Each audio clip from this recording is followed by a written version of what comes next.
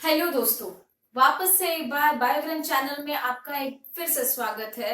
आज हम स्टडी करने वाले हैं फिश प्रीडेटर्स के बारे में कि फिश प्रीडेटर्स क्या होते हैं। ओके, सो फिश प्रीडेटर्स है हमारे पास में कि any animal which prey upon, okay, any animal which prey upon fish is called as fish predator. Okay, it is called as fish predators. Now belongs to the group of animals. कौन से group को ज्यादा belong करते हैं?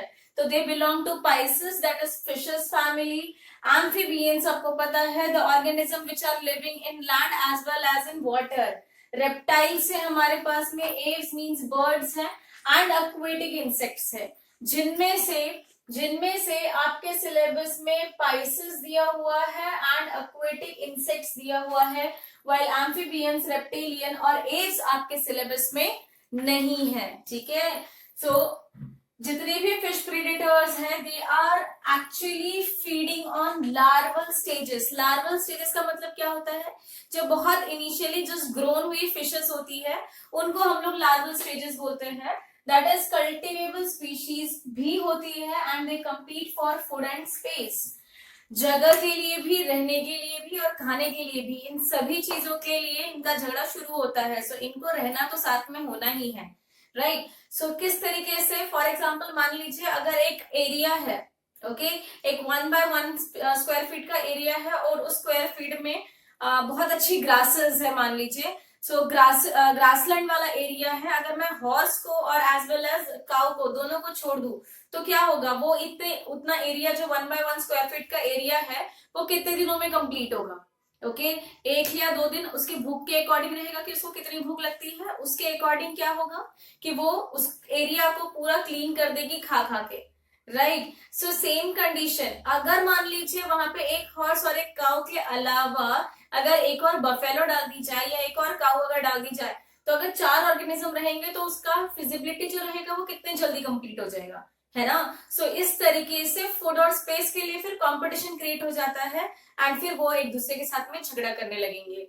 So food उतना ही important है किसी एक ऑर्गेनिज्म के लिए क्योंकि उसको जिंदा रहना है। सो बेसिक रिक्वायरमेंट हमारी यही है, food, clothing and shelter. So shelter के लिए उसको रहना ही है एंड उसी के साथ साथ उसको फूड के लिए भी आगे कंटिन्यू करना ही पड़ेगा, राइट ना। हमारे पास में 2 टाइप के, या फिर मैं सिंपली कह सकती हूँ कि जो हमारे सिलेबस में है उसको हम लोग डिस्कस करने वाले हैं कि प्रेडेटरी और वीड फिशेस क्या होते हैं और एक्वेटिक इंसेक्ट्स क्या होते हैं, राइट। नाउ प्रेडेटरी या वीड फिशेस, प्रेडेटरी फिशेस क्या बोल रहे हैं देखिए, विच आर पिसिवोरस इन हैबिट, मतलब इनका नेचुरली कंडीशन कैसा है कि ये लोग फिश है। Which are economically important, okay, ये कैसे है, इनका इंपॉर्टेंस है, इकोनॉमिकल इंपॉर्टेंस है। सो उसके एग्जाम्पल आपको दिया हुआ है, एक दिया हुआ है क्लेरियस, वेलेगो एंड चिना। ठीक है, ये 3 एग्जाम्पल्स आपको दिए हुए हैं जो कि प्रीडेटरी फिशेस में इंक्लूड होते हैं। वाइल नेक्स्ट है आपके पास में वीड फिशेस। वीड फिशेस कौन होते हैं? सो अनइकोनॉमिक स्मॉल साइज्ड, ओके, ये अनइकोनॉमिक है जिनका इकोनॉमिक बिल्कुल भी नहीं है और उसके साथ साथ ये कैसे है, स्मॉल साइज के है एंड दैट नेचुरली ऑकर और accidentally introduce, okay, accidentally introduce हुए हैं। एग्जाम्पल है ऑक्सीगैस्टर एंड एम्बियासिस एक्सेट्रा है। वाइल एक्वेटिक इंसेक्ट्स कौन होते हैं? They insects which attack only on eggs and fry and larvae and adults equally, कैसे है ये, डिस्ट्रक्टिव है। मतलब चाहे लार्वी कंडीशन में हो या अडल्ट हो, दोनों कैसे होते हैं, डिस्ट्रक्टिव होते हैं एक्वेटिक या प्रेडेटरी फिशेस या वीड के ऊपर में।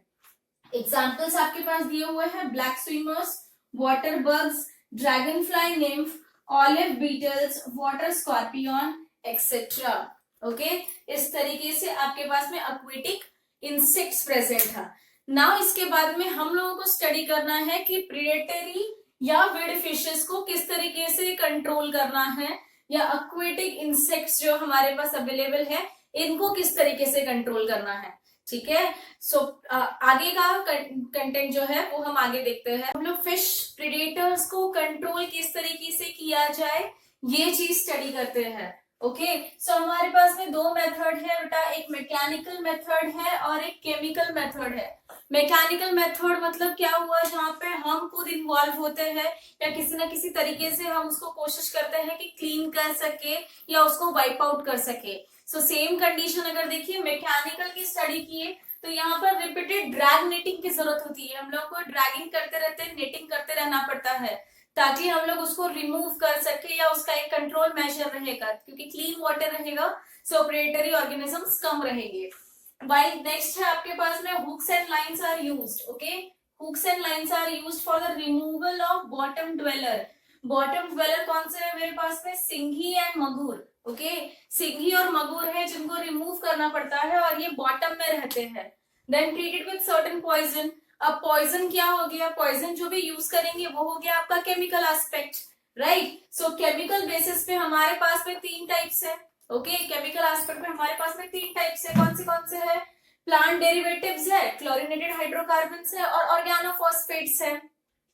नाउ प्लांट डेरिवेटिव्स जो मेरे पास में अवेलेबल है, ये प्लांट डेरिवेटिव में पहला आ जाता है महुआ ऑयल केक, सेकेंड आ जाता है डेरिस रूट पाउडर, थर्ड आता है seed kernel of cotton tiglium, sugar cane jaggery and tamarind seed husk और लास्ट है मेरे पास में टी सीड केक।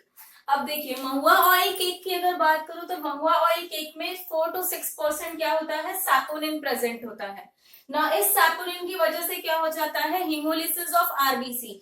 हीमोलिसिस का मतलब क्या होता है, heme means iron, iron containing organ जो रहेगा दैट इज आरबीसी जो रहेगा उसका लाइसिस, दैट मीन्स उसका ब्रेकडाउन होना चालू हो जाता है। एंड सेम यही महुआ ऑयल केक अगर कुछ दिनों तक के पानी में रह जाएगा तो मेन्यूरियल वैल्यू कैरी आउट करता है। मेन्यूरियल वैल्यू मतलब ये मेन्योर्स की तरह काम करेगा, जिसकी वजह से महुआ ऑयल केक यूज करने के लिए हम जो डिस्ट्रक्शन कर रहे थे वो डिस्ट्रक्शन ना होते हुए यहाँ पर उनका लेवल जो रहेगा वो क्या हो जाएगा, इंक्रीज हो जाएगा। वाइल नेक्स्ट है derris root powder. डेरिस root powder जो है वो भी 1 to 5% जो रहेगा उसमें रोटोनॉन कैरी करता है एंड ये रोटिनॉन जो रहेगा ये इफेक्टिव एक पार्ट रोल प्ले करता है जहां पर डेरिस पाउडर को हम लोग यूज करते हैं एंड ये जो प्रेडेटर्स होते हैं उनकी डेथ क्लीन करने में हेल्प करता है। वाइल नेक्स्ट है हमारे पास में सीड कर्नल ऑफ क्रोटॉन टिगलम। ये एक प्लांट वैरायटी है क्रोटॉन टिगलम जिसको यूज किया जाता है डायरेक्टली हम लोग यूज करके प्रेडेटर्स को ये डिलीट कर सकते हैं from the environment. While sugar cane jaggery है हमारे पास में एंड उसी के साथ टैमरिन सीड हस्क को भी, टैमरिन इमली के सीड का जो हस्क होता है उसको भी यूज कर सकते हैं। वाइल लास्ट है मेरे पास में T seed cake. Okay, T के सीड्स का जो हम लोग एक ये बना सकते हैं, गोले गोले टाइप बना के रखते हैं, उसको भी अगर डाले तो वो केक की तरह जो रहेगा वो रिलीज हो जाएगा and it will kill the predatory insects. While next है मेरे पास में क्लोरीनेटेड हाइड्रोकार्बन्स। क्लोरीनेटेड हाइड्रोकार्बन्स में हमारे पास में चार एस्पेक्ट है, एल्ड्रीन, डायल्ड्रीन, एंड्रीन एंड टैफेड्रीन। ओके, सो एल्ड्रीन जो है वो 0.2 ppm में रिक्वायर्ड है, डिएल्ड्रीन जो रहेगा वो 0.01 ppm में रिक्वायर्ड रहता है, एंड्रीन जो रहेगा दैट इज 0.001 ppm के फॉर्म में चाहिए एंड टैफेड्रीन 20 जो है वो 0.05 ppm के फॉर्म में अवेलेबल चाहिए। तो ये हो गए क्लोरीनेटेड हाइड्रोकार्बन्स। क्लोरीनेटेड हाइड्रोकार्बन्स मतलब इनमें क्लोरीन प्रेजेंट है एंड हाइड्रोकार्बन्स के फॉर्म में ये रिलीज करते हैं and they are effective in killing insects. Then उसके बाद में लास्ट बचता है हमारे पास में ऑर्गेनोफॉस्फेट, मतलब जो फॉस्फेट कैरी करते हैं केमिकल्स, जिसमें आता है थायोमेटॉन, नेक्स्ट है फॉस्फोमेडॉन एंड देन एक लास्ट वर्ड आ जाता है डीडीबीपी। डीडीबीपी क्या है, इट इज डाइमिथिल डाइक्लोरोविनिल फॉस्फेट। क्या है, डाइमिथिल डाइक्लोरोविनिल फॉस्फेट। ठीक है, सो इस तरीके से आपका कंट्रोल मेजर्स जो है फिश प्रीडेटर्स का ये कंप्लीट होता है। आज हमने स्टडी किया कि फिश प्रीडेटर्स क्या होते हैं। फिश प्रीडेटर के बाद में एक्वेटिक इंसेक्ट्स जो फिश प्रीडेटर की तरह काम कर रहे हैं उनके बारे में स्टडी किया है। नेक्स्ट उसके बाद में वीड फिशेस कौन होती है, प्रेडेटरी फिशेस कौन होती है एंड इनको कंट्रोल करने का मेजर्स जो है, इनको कंट्रोल करने का जो मेजर्स है वो है हमारे पास में दो फॉर्म में, एक मैकेनिकल और एक केमिकल, जिसमें हमारे पास में एक प्लांट डेरिवेटिव्स क्लोरीनेटेड और ऑर्गेनोफॉस्फेट्स थे। ये सिंप्लीफाइड फॉर्म में शॉर्ट क्वेश्चन आता है जिसको आप डील कर सकते हैं, जो भी फ्लो चार्ट के फॉर्म में मैंने आपको सिखाया है। Okay, so this will be giving you full marks. इसके बारे में ज्यादा डिटेलिंग लेने का जरूरत नहीं होता है, हार्डली आप एक एक चीजों को डिफाइन करते चले जाएंगे तो भी इनफ हो जाएगा, राइट।